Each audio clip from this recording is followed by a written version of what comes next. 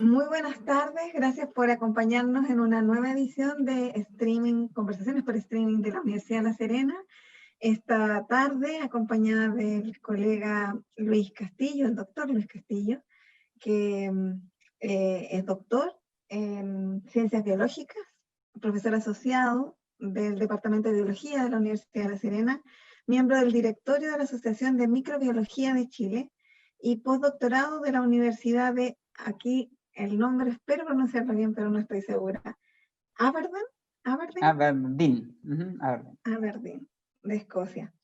Y del resto del currículum, la verdad es que, dicho en buen chileno, es decir, que estamos frente a un profesional y a un académico muy, muy estudioso, que todos me lo describieron como alguien que tenía muchísimas capacidades y que era muy generoso a la hora de compartir lo que sabe. Así es que está como invitado en el programa de hoy, que como siempre se transmite por el canal de YouTube oficial de la Universidad de La Serena y además por las pantallas de USTV a nuestros colegas que están en Santiago y a quienes les agradecemos la posibilidad de amplificar, ¿cierto?, lo que hacemos desde las regiones a otras latitudes del país. Así es que, Luis, muy buenas tardes, gracias por acompañarnos y por compartir lo que sabes esta tarde con nosotros. No, gracias a ustedes por la invitación. Siempre es un placer tratar de expandir un poco el conocimiento a la sociedad en general y siempre se nos ha criticado un poco los investigadores de que la sociedad no se entera de lo que hacemos. Y mira, con el COVID que ahora tenemos, la sociedad en Chile se ha enterado que hay muchas universidades que hacen investigaciones de alto nivel y, eh, y eso ha permitido, por ejemplo, aumentar la cantidad de testeo a nivel nacional, cosa que si no hubiésemos tenido un robusto sistema de investigación a nivel nacional, hubiese sido más complicado y eso es lo que nos pasa a lo mejor a algunos países vecinos que no tienen esta red científica. Así es, cuando el capital humano se especializa y avanza, los países también se pueden desarrollar. Lo que pasa es que eso dará para otra conversación porque es también verdad que el Estado necesita invertir, ¿no?, en el capital humano y en la infraestructura que necesitan, porque como vamos a ver hoy día, no es que uno investigue tan fácil. Hay procesos, procedimientos, tiempo, infraestructura, capital humano, sujetos de prueba, Exacto. laboratorios, etcétera. Entonces no es algo tan fácil y a veces también en la sociedad líquida en la que nos movemos estamos acostumbrados a los resultados inmediatos. Entonces uno quiere saber ahora si la papaya, para que pongamos el tema de la tarde ya en conversación, sirve o no sirve para algo, sirve o no sirve para el COVID. Pero como vamos a ver hoy, es un poco más complejo probablemente, la ciencia tiene que pasar por ciertos procedimientos y es lo que vamos a ir explorando con el doctor Luis Castillo, que le voy a pedir, Luis, si puedo tutearte, yo habitualmente le pido eso a mis entrevistados, Sí, no para hay que problema. nos sintamos más cómodos y tú también, por favor, para que esto sea como si estamos en el living de nuestras casas, que de hecho lo estamos, pero separados. Exactamente. Ya, pues entonces cuéntame, ¿cómo es que llegas a la papaya como, o si es la papaya finalmente tu objeto de investigación, o cómo llegas a ella eh, para desarrollar la investigación que realizas hoy por hoy? Mira, en términos muy prácticos, en la Universidad de La Serena, antes que yo llegara y Cristian llegara, Cristian Ibáñez, no existía un laboratorio de bioquímica y biología molecular, ¿ya? Con mi llegada y con la especialización, yo hice la especialización en hongos. Entonces, hace 5 años atrás, con Carlos Salas, que es parte de la Universidad de Minas de Gerais en Brasil, vino a hacer una estancia conmigo hace 5 años atrás, y me presentó el P1G10, que es el compuesto que él ha estado utilizando en distintas líneas de investigación, y entre ellos es antifúngico, y justamente era de mi interés en ese momento usar compuestos naturales para inhibir hongos de gran importancia para la región. Entonces, y nos hemos dado cuenta también que este compuesto además tiene otras propiedades de salud para el ser humano, y con varios modelos, por ejemplo, de ratones, se ha podido observar que tiene bastantes propiedades. Entonces, de ahí comenzó como nuestro lazo con Carlos Sala, en el cual una de las ideas, obviamente, es traernos la producción que se está haciendo en Brasil, porque lamentablemente, como todo en Chile, esta producción está en Brasil y la queremos traer a a La Serena. Este es un primer punto. Ok, o sea que tenemos que decir que llegaste a esto primero porque hubo una infraestructura, ¿cierto? Científica, un laboratorio disponible. Tú decías Cristian Ibáñez, contémosle a la gente quién es Cristian Ibáñez, es actualmente director de posgrado de la Universidad de La Serena, y entiendo que también es académico del Departamento de Biología, donde tú eres parte. Y el profesor Carlos Salas, también si puedes un poco presentarlo, porque yo a él no lo conozco. Ya, Carlos Sala es chileno, realmente de origen chileno, pero realizó toda su investigación en Brasil, en Minas de Gerais en Brasil. Él ha trabajado con varios compuestos activos de diferentes árboles, y entre ellos la papaya chilena, porque también hay que aclarar que es la papaya chilena de la cuarta región la que se está utilizando, no otro tipo de papaya, porque justamente esta papaya es la que tiene todos estos beneficios que en un momento vamos a hablar.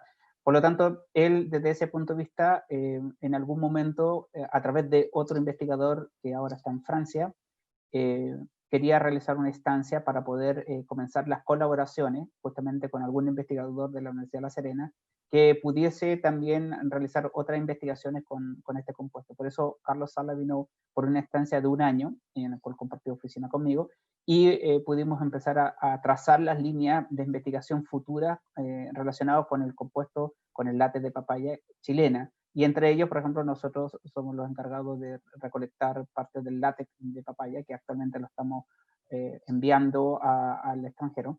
Pero también enviamos a una estudiante de doctorado que hizo el doctorado conmigo, hizo también una tesis, obvio, y ella fue a aprender toda la técnica que era el procesamiento en el laboratorio de Carlos Sala. Entonces, a Carlos Sala le preocupaba mucho que hubiese una continuidad, porque él es una persona que pasó los 65 años, por lo tanto le correspondía ya empezar a jubilarse hace 5 años atrás. Entonces, en la actualidad, él continúa trabajando, pero es profesor honorario, porque se jubiló. Entonces, la idea es obviamente traernos todo eso, el equipamiento parte, y ya el conocimiento lo tenemos para poder empezar. Desde ahí comenzó nuestro lazo con Carlos Sala, que tiene tiene como 10, 15 publicaciones relacionadas con P1G10, por ejemplo, aparte de otras investigaciones.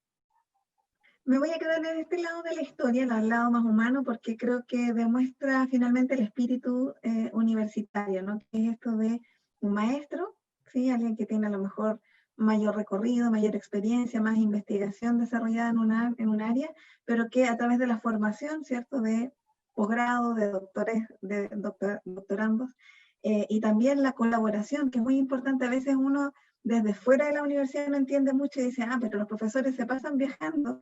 Claro, pero estas estancias, estas pasantías, estas visitas tecnológicas son finalmente las que generan estas redes de colaboración y lo que permite que exista ciencia finalmente, y ciencia con un sentido universal.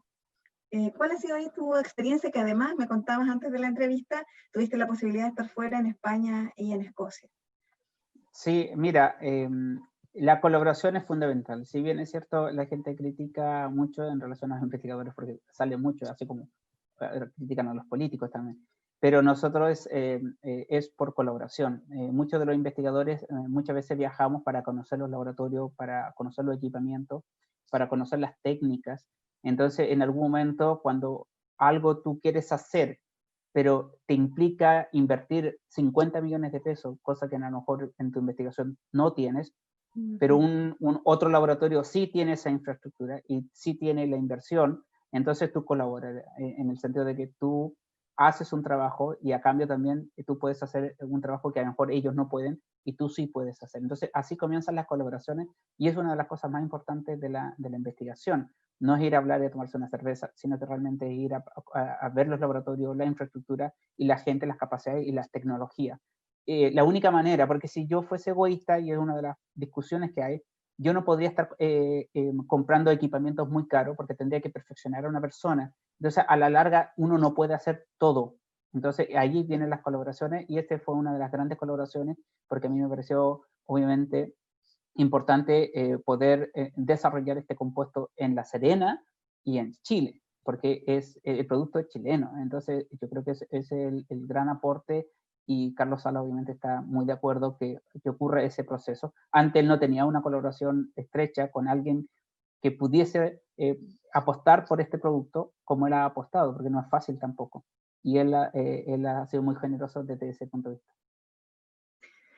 Me parece fantástico y quiero pedirle ya a nuestra audiencia que está conectada más masivamente que nos empiece a dejar sus preguntas, sus comentarios, los saludos. Como digo yo, la barra siempre puede saltar en el tablón porque obviamente nuestro invitado tiene a sus amigos, también sus colaboradores, me imagino a tus estudiantes, también quisieran a lo mejor saludarte o comentar parte de lo que hace. Así que los vamos a invitar a que dejen sus comentarios en el chat de este canal de YouTube. Mientras saludar a Fabiola Zuleta, que me manda muchos saludos, y a Franco Carramiñana, que dice saludos al profe Castillo.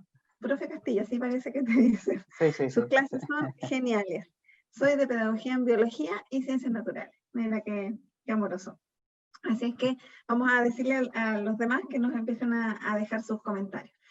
Ya, entonces llegaste a la papaya y particularmente al látex de la papaya y a este compuesto que se llama P1G10, gracias a esta visita, ¿cierto?, al mundo que te abrió el profesor Sala y porque también tenías un laboratorio que te permitía hacer esto.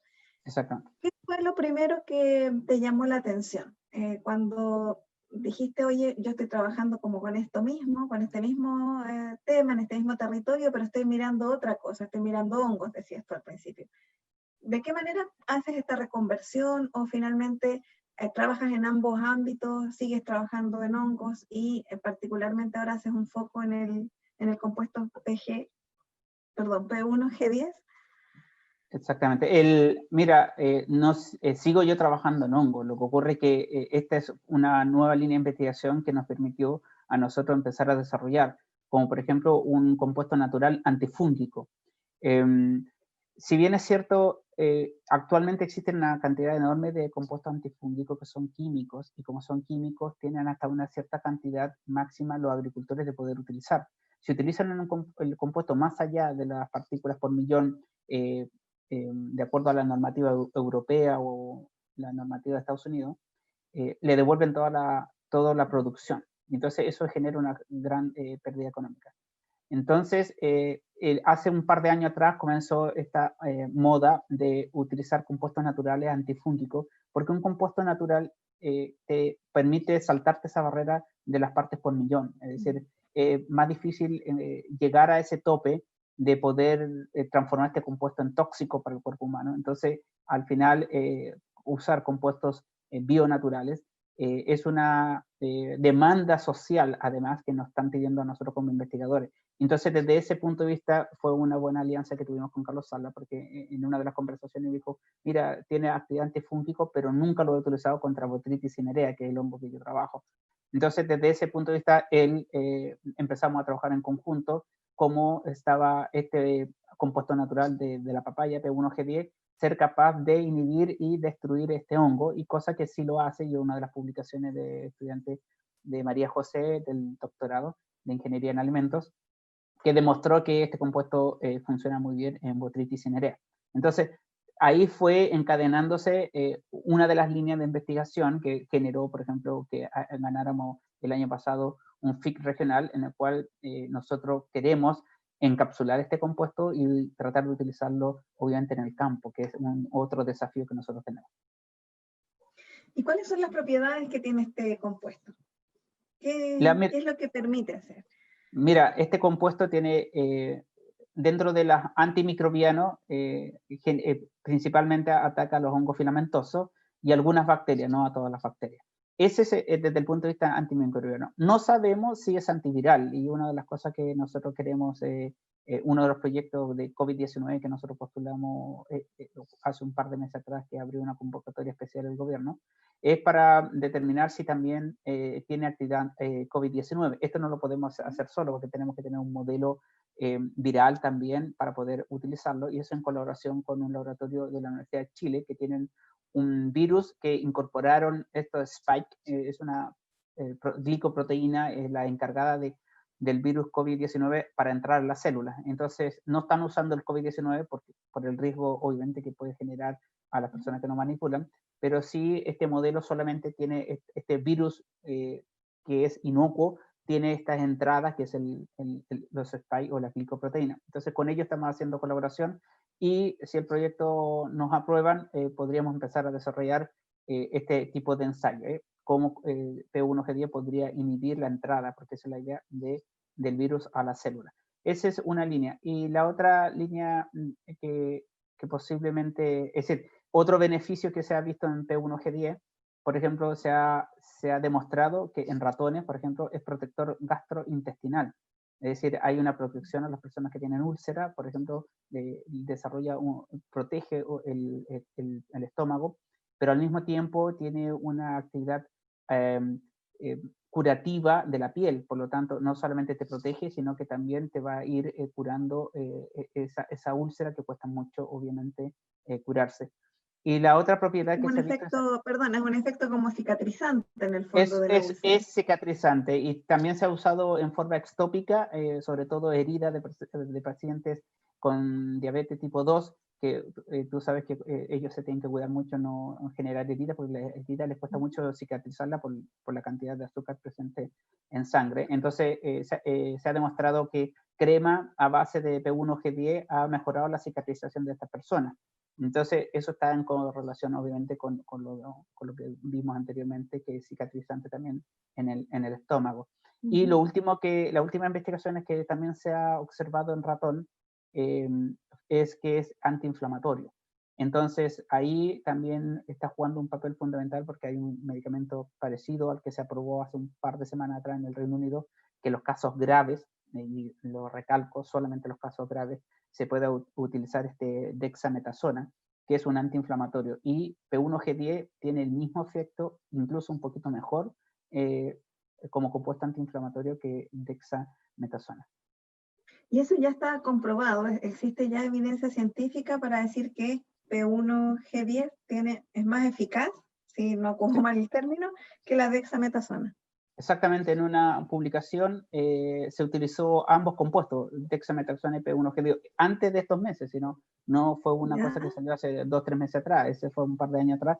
Se trató de utilizar si era un compuesto antiinflamatorio, y justo se utilizó dexametasona porque es muy conocido como compuesto antiinflamatorio. Y esta dexametasona es de costo bastante bajo, por eso se utilizó, pero solamente en los casos graves.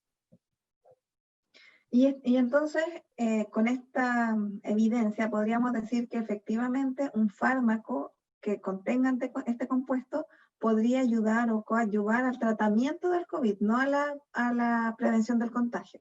Exactamente, es decir, la idea es justamente, Carlos Sala me envió un email hace una semana atrás, muy contento, porque me dijo, mira, Luis, tenemos estos datos, y posiblemente P1G10 puede ser un fármaco en el futuro, esperemos que sea a corto plazo, como un antiinflamatorio, no solamente para el COVID-19, sino para todas aquellas enfermedades donde se necesite un antiinflamatorio para poder, obviamente, contrarrestar la respuesta inmunológica, que muchas veces es más elevada de lo que nosotros queremos.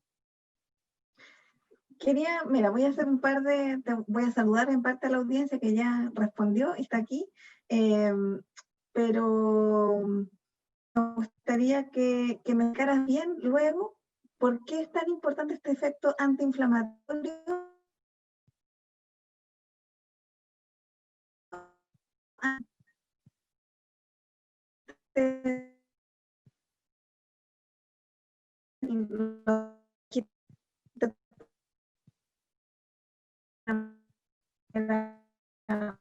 mucho más que yo.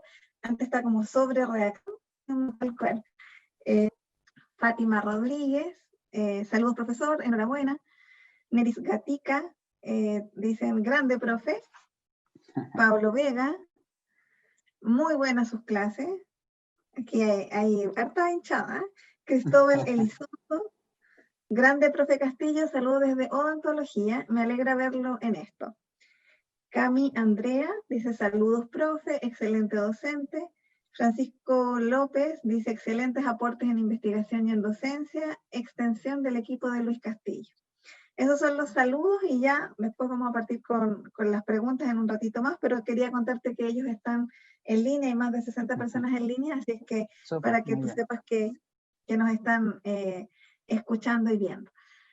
Volvamos entonces al tema esto de por qué es tan importante contar en el caso del COVID y en otras enfermedades, por lo que tú me comentabas, con este antiinflamatorio más natural, que a diferencia de la dexametasona, que es un químico, ¿por qué es bueno para el sistema, para el cuerpo humano, contar con un antiinflamatorio natural como el que ofrece el P1G10? Claro, mira, lo que hay que pensar es que el desarrollo de la enfermedad lo han clasificado en 3 etapas. La primera etapa es cuando tú comienzas con los primeros síntomas y que no desarrollas más allá que un pequeño resfriado o subida de temperatura, pero baja con facilidad. Entonces, no llegas a desarrollar más la infección. En ese caso, el sistema inflamatorio funciona bastante bien y hay que dejarlo que funcione. No hay que hacer nada en ese sentido. Cuando esa persona sigue su desenlace, un porcentaje más pequeño, continúa con el desarrollo de la infección. Y pasa a la etapa 2. En la etapa 2, donde hay un compromiso en los pulmones. Y dentro de esa etapa, de la etapa 2, está la primera, que puede ser que todavía la persona puede respirar y la saturación de oxígeno es normal, o pasa a la segunda etapa, sería la B, donde la saturación de oxígeno baja.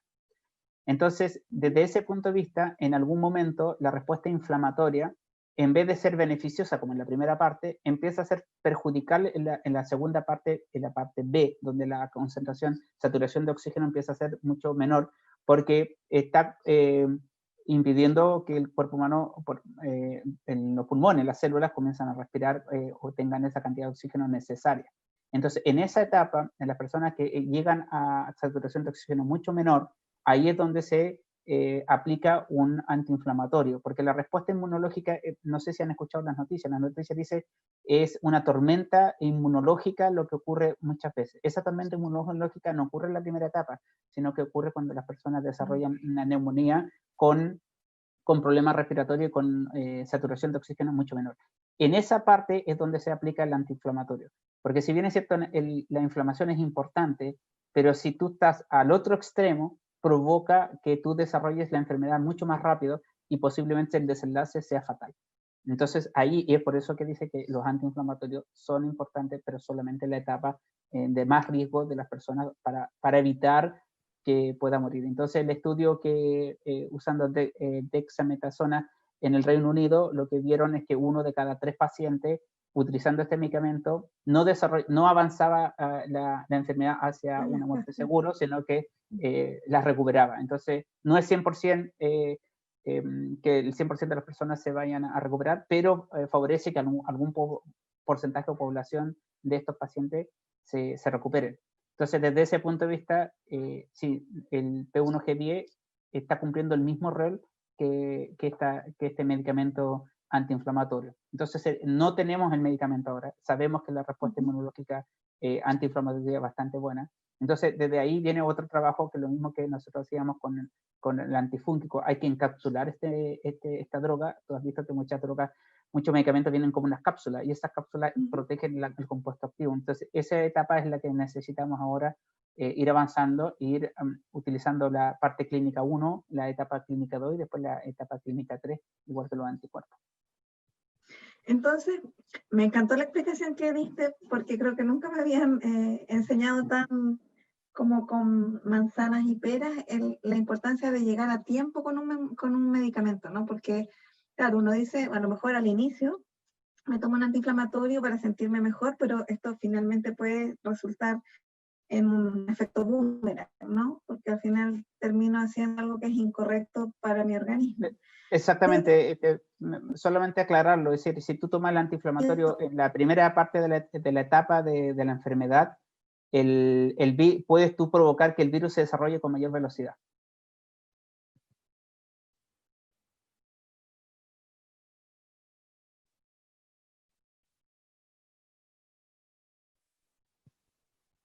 Le bajo las barreras, porque mi propio sistema parece que perdimos ahí un poco la calidad de la señal. De la señal, sí. Bajas la barrera, exactamente. Sí.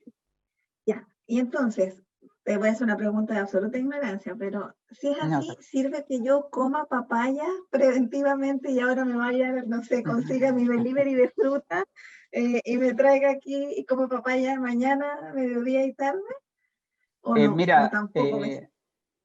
comer frutas en general, independiente de la papaya, no, pero pensemos en la papaya. La papaya en la primera estadio, recuerda que la papaya, la fruta en general, no tiene todo el compuesto que nosotros aislamos, porque eso está en la papaya verde.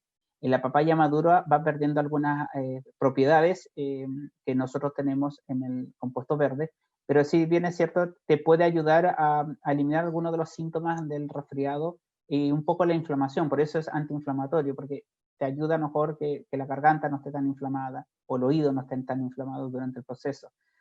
Pero hay que tener mucho cuidado porque no podemos tomar, por ejemplo, yo no puedo ir a la farmacia e ir a comprar dexametasona, porque eso es un compuesto bastante potente que puede provocar que tú no bajes la barrera y la infección se desarrolle con mucha velocidad.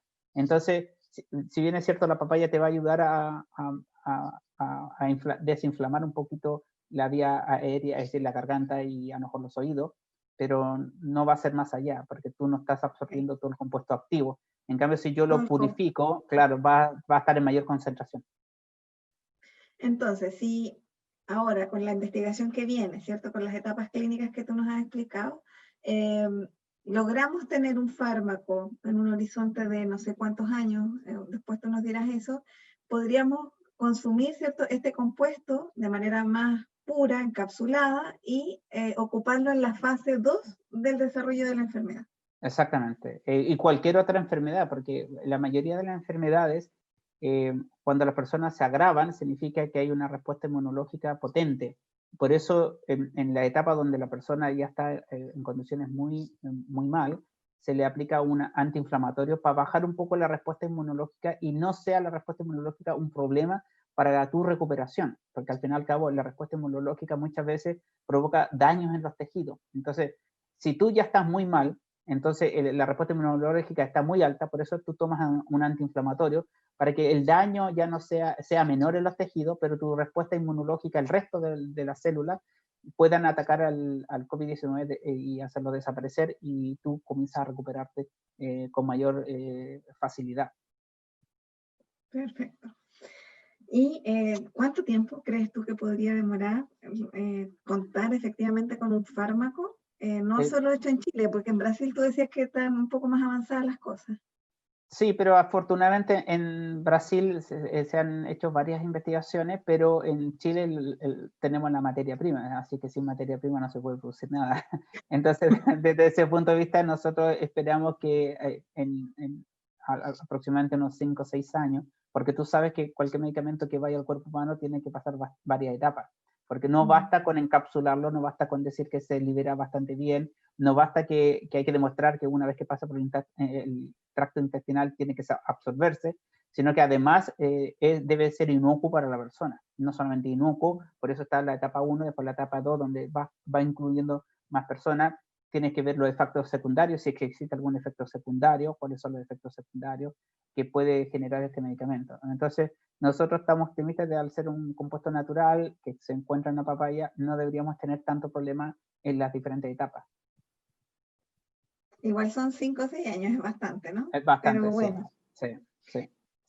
Mira, Evelyn Torres pregunta si la papaya como fruta natural sirve como tratamiento o no, que es similar a lo que yo te preguntaba, pero claro, yo creo que sería interesante que se lo comentes nuevamente. Sí, no. Es decir, si tú me dices sirve como anti-COVID-19, la respuesta es no. No, porque como te decía, el compuesto activo se encuentra en el látex y en la papaya madura ya no hay casi látex. Queda algunas proporciones de látex, pero realmente está en la papaya verde el 100% del látex. Y la papaya verde es súper mala. Es decir, obviamente porque tiene este látex que es más amargo y no es factible de consumo, ¿de acuerdo? Pero no es COVID, no es anti-COVID-19, porque como decía, nosotros no tenemos evidencia que sea un antiviral. Lo único que nosotros queremos desarrollar es un medicamento que pueda ayudar a las personas que están en estado más crítico, poder desarrollar este fármaco y ayudarlos a pasar esa etapa crítica. Ese es uno de los focos que nosotros tenemos. Y ver y determinar si es un antiviral o no. Si fuese antiviral, la respuesta podría ser sí, pero en este caso no mejor no. ¿Y puedes explicar cómo uno identifica el látex? Porque yo entiendo que para ti es habitual, pero para los que no estamos en tu campo, ¿cómo sé yo cuál es el látex en una papaya verde? Ya, el látex de papaya es, primero se saca, la papaya debe estar unida al árbol y debe estar verde. Tú lo haces con unos cortes, con una como cuchillita Cuchilla, fina, sí, una cuchilla muy fina, como las Gillette de antes para afeitarse, ¿de acuerdo? ¿ya? Entonces tú haces cortes longitudinales pequeños y tú vas a ver que la papaya va a estar como sangrado, obviamente que no es sangre, sino que es látex y es lechosa. Entonces empieza a secretar esta sustancia lechosa y nosotros ponemos un tubo estéril donde vamos colectando este sangrado que va produciendo la papaya. De esa manera vamos haciéndola en varias papayas y vamos colectando. Y la papaya después cicatriza esa zona y continúa su proceso de maduración. Por lo tanto, el agricultor puede utilizarla para jugos de papaya o papaya confitada. Que me encantan. Yo te iba a decir eso, si servía la confitada. Oye, mira, Maximiliano Jiménez nos pregunta si en La Serena, Coquimbo, en la región en realidad, contamos con implementación tecnológica para llevar a cabo este tipo de investigaciones que tú nos estás contando, o yo agregaría también si para producir el fármaco. Todo no se puede hacer la universidad no lo puede hacer todo. Nosotros, la primera etapa se hace obviamente dentro de la universidad, demostrando la actividad que tiene, que es una actividad antimicrobiana, a lo mejor antiinflamatoria, etc. En esa etapa nosotros incluso lo podemos encapsular y ver ese encapsulamiento, cómo este compuesto activo se puede ir liberando en los ratones, entonces eso es un buen modelo. Para llevarlo a escala ya más industrial, tú tienes que asociarte con una empresa farmacéutica o de del rubro, donde te puedan dar ese soporte, porque la universidad no puede crear una industria farmacéutica porque no tiene los recursos. Entonces tienes que colaborar con una industria farmacéutica que tenga todo el sistema montado para ya poder utilizarse a gran escala. Y ese es uno de los desafíos como país. Y es buena la pregunta, porque me encanta desde el punto de vista que esta pandemia nos ha demostrado que no podemos depender de todo el mundo. Ese es un problema político que nosotros veníamos como investigadores reclamando al gobierno central. Es decir, no podemos comprar todo porque sale más barato desde China. Es decir, ¿cuál es el problema ahora tenemos? El problema que ahora tenemos es que, si bien es cierto, tenemos bastante investigación, pero tenemos poca empresa. Y esas empresas, si tuviésemos empresas, por ejemplo, que fabriquen mascarillas, empresas que pudiesen a lo mejor tomar estos compuestos farmacéuticos, y que los hay muy pocas, pero los hay en Santiago, entonces podríamos ayudar y potenciar este país y utilizar todos los recursos naturales, incluyendo este compuesto. Ahí hay un recado importante, pero parece que también en el caso de la región, tú me comentabas al principio que estabas postulando o va a partir muy pronto un proyecto FIC, ¿cierto? Regional, que te va a permitir hacer parte de la investigación. Entiendo que no es la parte farmacológica, que es otro momento además, pero sí hay pequeños instrumentos. ¿Nos puedes contar un poquito de eso, de cómo, porque a mí me impresiona un poco ese nivel regional, que ya habla muy bien de la política pública en el área, pero también de la confianza en la ciencia que se puede hacer en la región con los recursos de la propia región.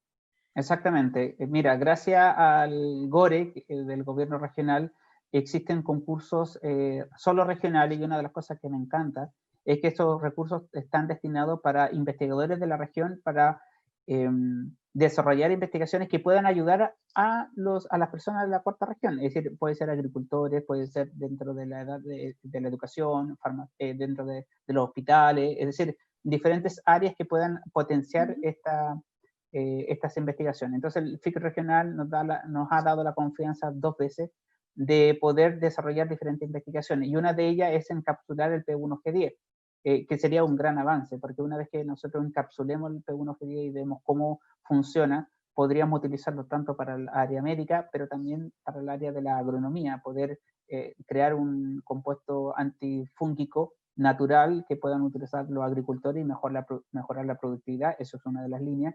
Y la otra, en un poco más largo plazo, es ver cómo funciona en los humanos.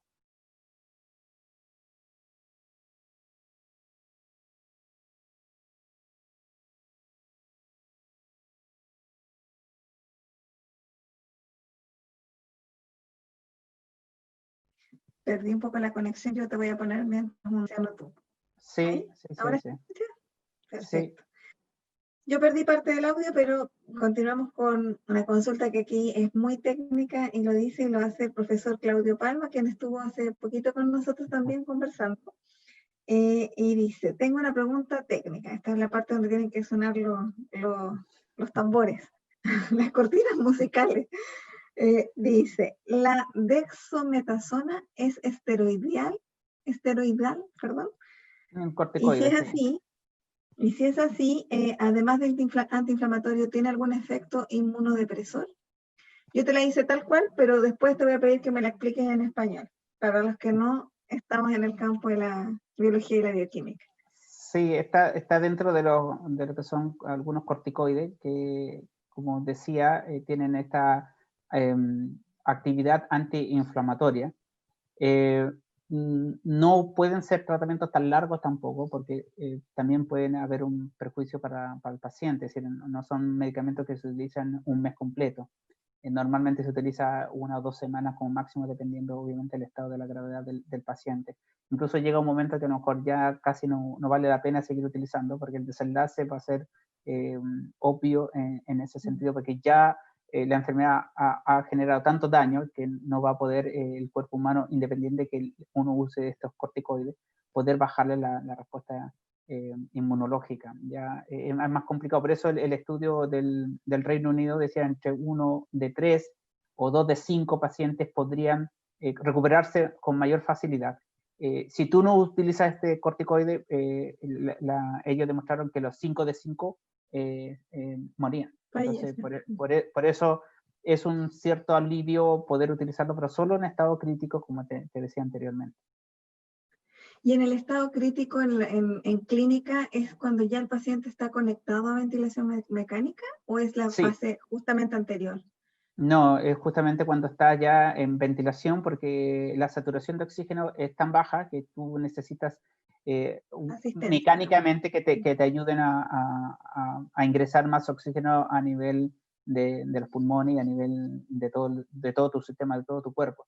Entonces, de ahí justamente es donde ellos dicen que hay que aplicar, obviamente, un antiinflamatorio para poder, de alguna manera, bajar la respuesta inmunológica, que no esté tan inflamada la zona, porque la respuesta inmunológica lo que hace es inflamar la zona, porque como detecta el virus, entonces la respuesta inmune ataca e inflama esa zona.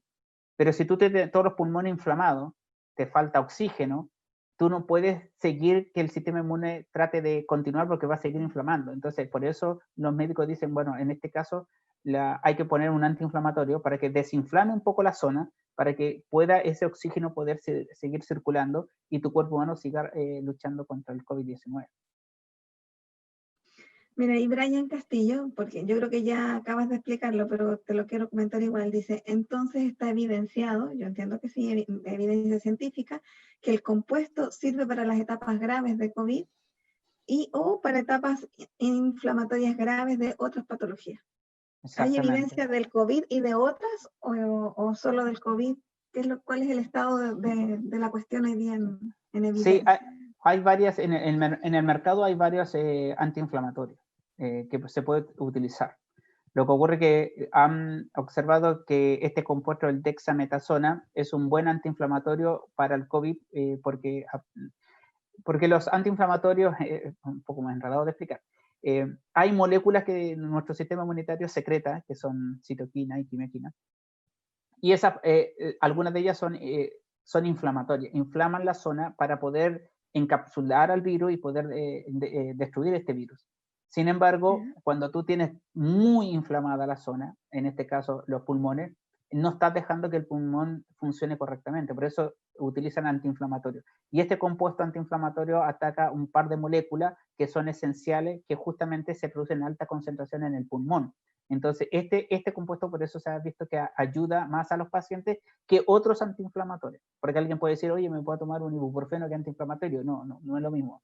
Es decir, este compuesto realmente ayuda a reducir esas moléculas necesarias que están en los pulmones, bajarla, la concentración, y los pulmones puedan funcionar. Cristian Araya dice, como bien dice el doctor Castillo, aquí tenemos la materia prima. Vamos a aislar el gen que codifica esta molécula para poder producirla a mayor escala.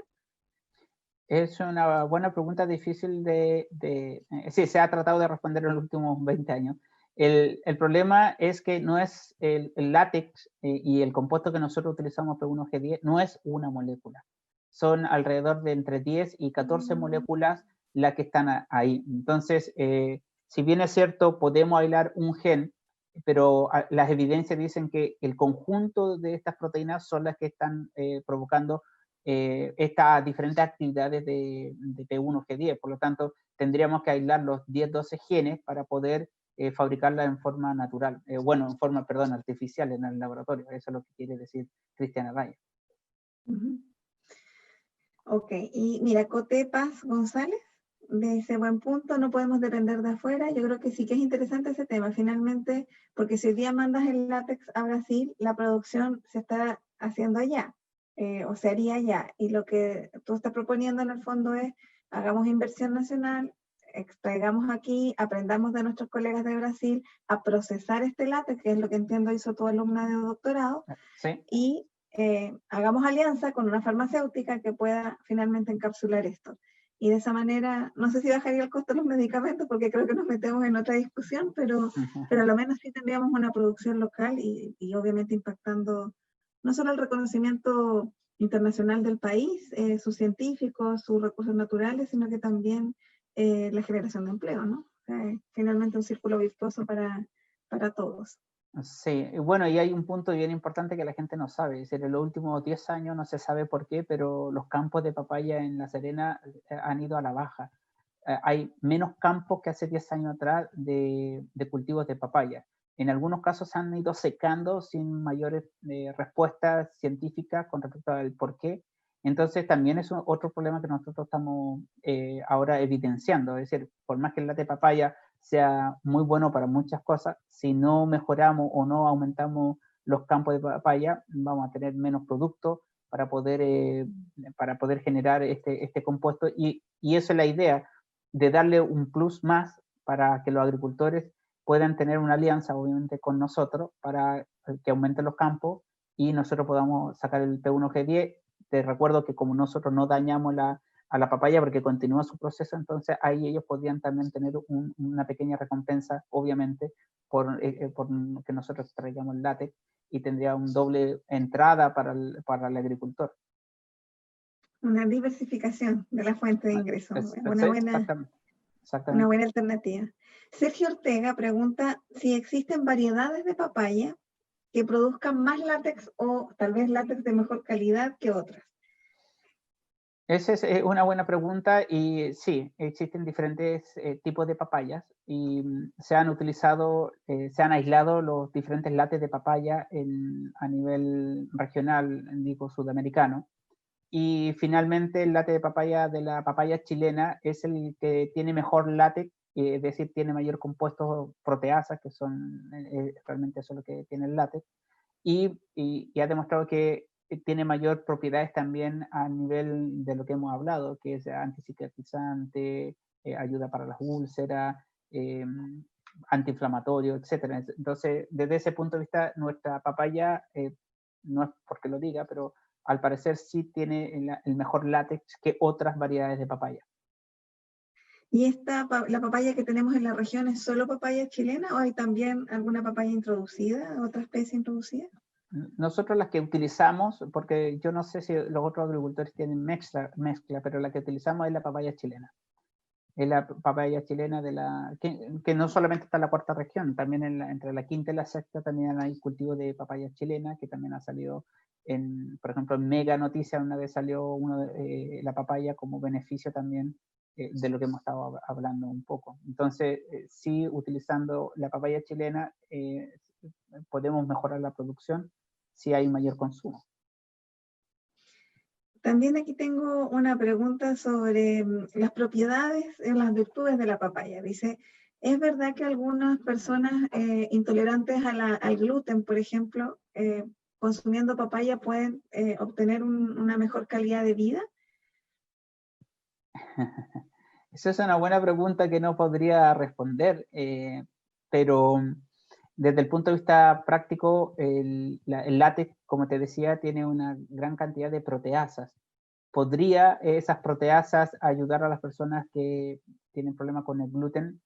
Porque partamos de la base, el cuerpo humano cuando consume gluten, el gluten lo reconoce como si fuese un agente patógeno, entonces provoca una inflamación en el intestino. Eso es lo que hace las personas que son intolerantes al gluten. El sistema inmune realmente lo reconoce como si fuese una bacteria o algo y se inflama esa zona.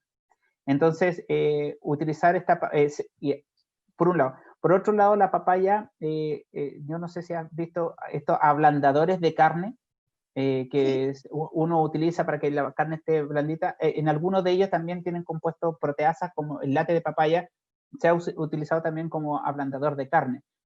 Mirándolo desde ese punto de vista, yo no tengo evidencia, pero podría a lo mejor la papaya favorecer la degradación de este gluten y que no provoca la respuesta inmunológica a las personas que son intolerantes al gluten. Podría ser, no tengo evidencia de ello.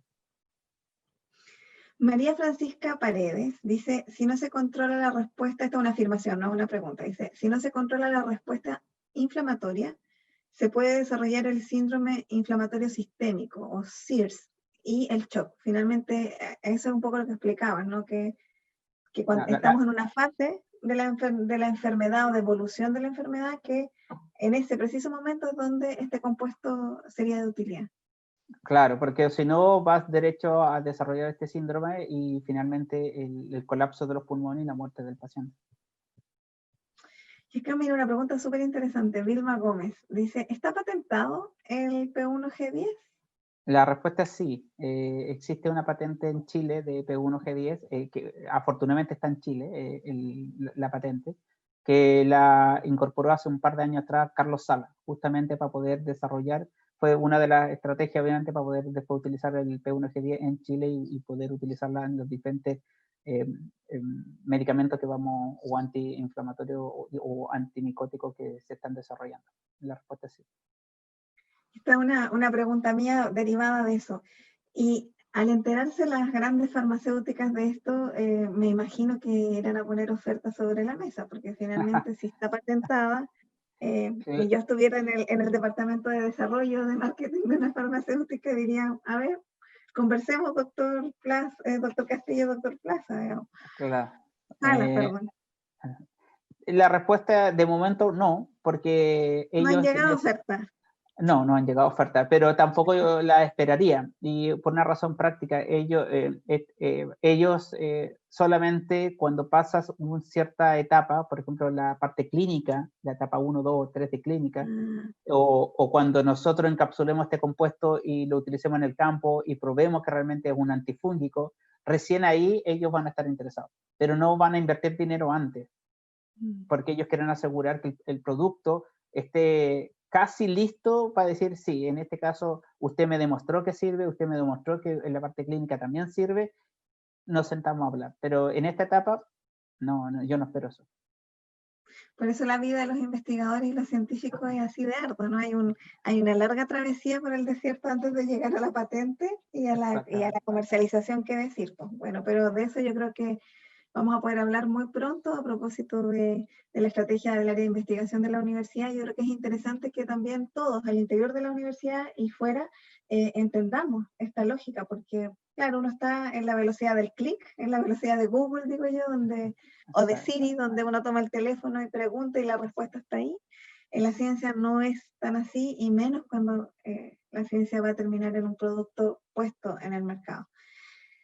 Mira, Verónica Plaza dice que sí, que ella cree que sí sirve para el tema del gluten, porque dice, yo soy celíaca y consumí alguna vez enzimas de papaya para degradar el gluten. pero no es recomendable médicamente porque aún así pueden quedar trazas. Aquí yo me voy a declarar ignorante de qué son las trazas, por qué tienen que quedar. Y esto de enzima de papaya a mí me suena a un medicamento que yo a mí me daban cuando chica. Aquí sí que me cayó el carnet. Como para el No, no, dolor de garganta, ¿o no? claro, Ahora claro. que se No, chupaba. claro. Lo que quiere decir ella es que el látex de papaya, cuando yo te decía tiene proteínas, tiene enzimas.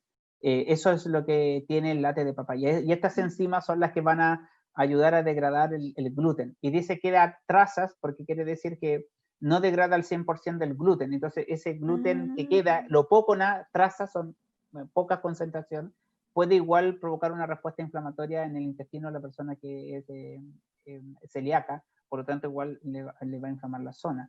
Y a eso se refiere. Y aquí una pregunta de Rodrigo Urquieta. Dice, ¿por qué no se habían realizado estudios de la papaya antes? ¿Es que estamos comenzando o en realidad lo estamos divulgando recién y hemos estudiado la papaya hace mucho tiempo? Imagínate que voy a ser sincero, yo hice mi pregrado en la Universidad de La Serena hace muchos años atrás y ya en esa época se trabajaba con el látex de papaya. Y había algún indicio de cuál era el funcionamiento en la Universidad de La Serena. Sin embargo, por motivos obviamente diferentes, se dejó continuar la línea y la persona mayor, que fue el profesor mío, finalmente murió y murió también la investigación. Posteriormente, con el enlace de Carlos Sala, retomamos y la Universidad de La Serena volvió a retomar y ahora, por ejemplo, Antonio Vega de la Ingeniería en Alimentos también está retomando la historia de los compuestos activos de la papaya. ¿Ya? No soy el único, tenemos alianza también con Ingeniería en Alimentos, con Antonio Vega, que con él postulé, por ejemplo, el COVID-19. Entonces, desde ese punto hemos vuelto a retomar un poco la historia. ¿Por qué se paró? Porque hay que pensar que la universidad antiguamente no recibían tantos recursos. No existía un equipo de investigadores que pudiese desarrollar esa línea de investigación. Entonces, por eso, con la llegada cuando volví a Chile, se ha ido potenciando un poco la línea y Antonio Vega también, que estuvo en el extranjero, que volvió a Chile también. Entonces, se han unido varios aspectos, varios investigadores jóvenes que no tan joven ahora, pero sí que sigo considerando el área joven. No, pero joven, muy joven. Nos hemos incorporado a la Universidad de La Serena a potenciar varias líneas de investigación y genética también en esas líneas. Entonces yo creo que le hemos dado este segundo respiro a las propiedades de la papaya. Y nosotros esperamos, junto con Antonio Vega, de poder mejorar y ir sacando mejor producto en el futuro.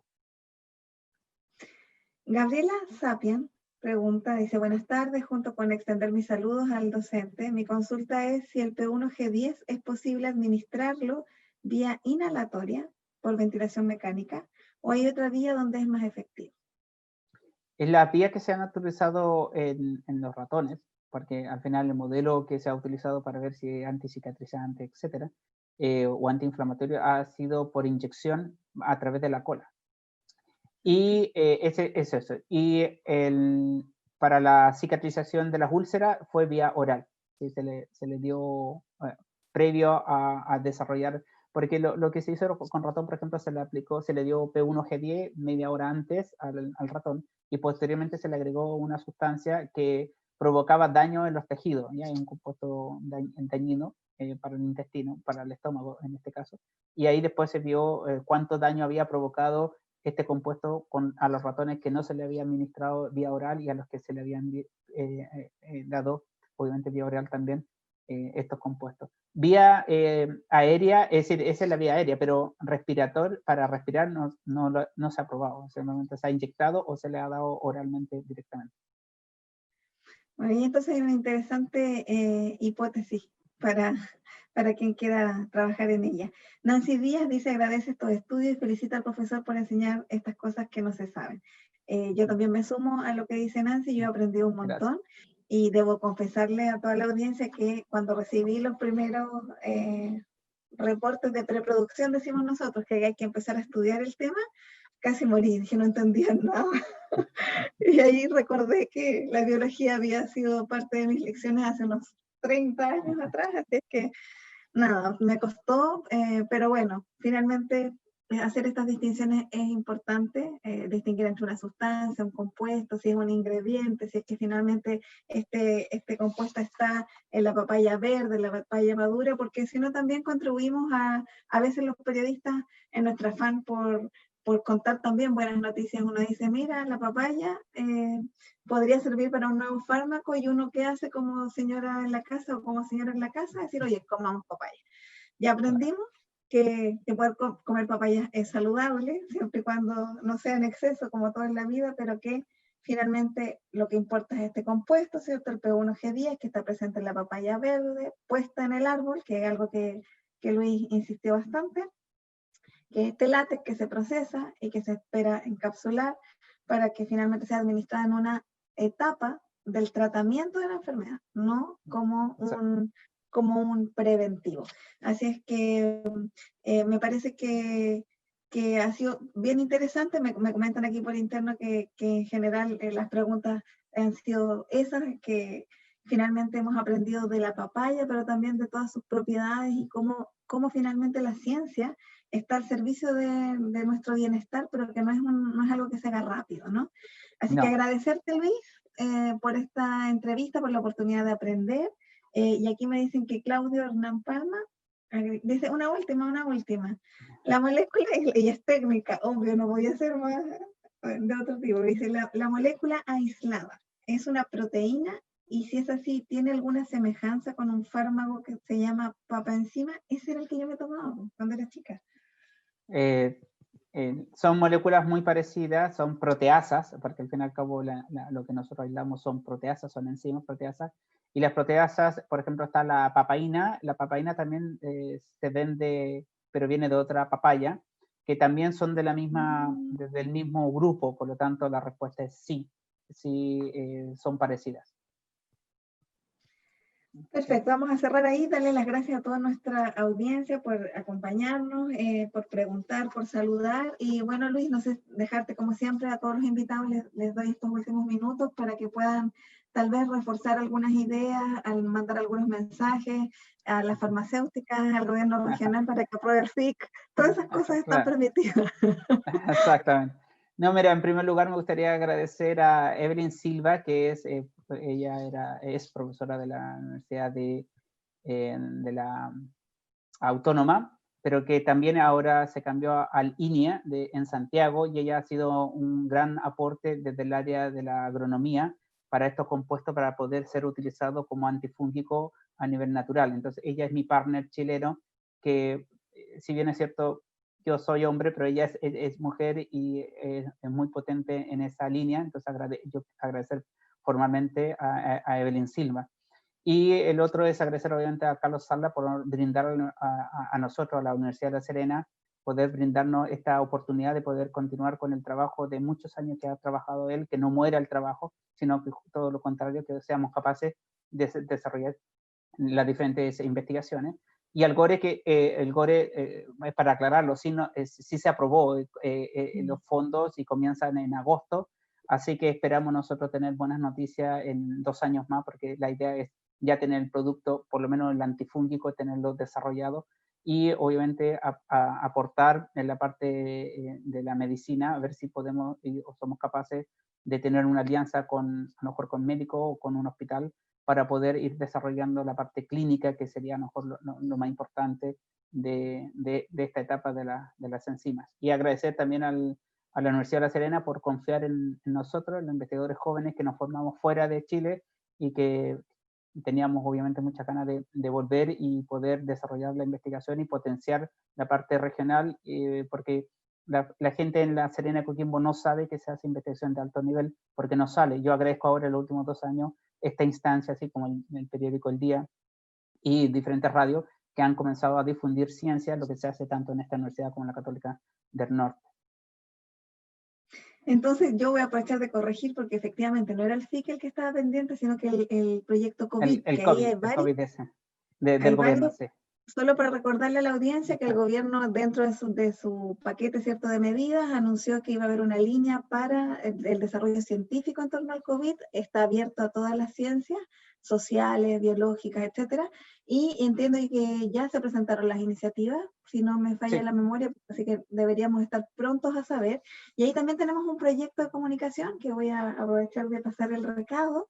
Tenemos un proyecto de comunicación con la Dirección de Investigación y tenemos ganas de hacer un espacio similar a este, en el que puedan presentar, porque tal vez no todas las iniciativas que se presentaron al proyecto COVID van a ganar, ¿cierto? Y se van a poder desarrollar y por lo tanto difundir sus bases fundacionales o sus propuestas, sus hipótesis y luego sus resultados.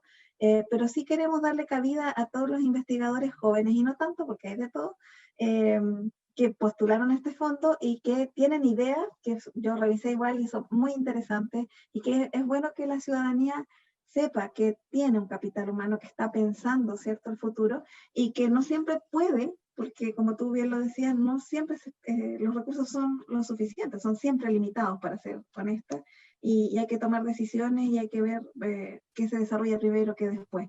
Así es que yo también felicitarte, Luis, no solo por la investigación, sino que por la claridad divulgativa que no siempre es tan fácil encontrar. Así es que espero que esta sea la primera de muchas de otras entrevistas que tengamos. Y para todos, muchas gracias. Ya son las 6 de la tarde, se nos pasó volando.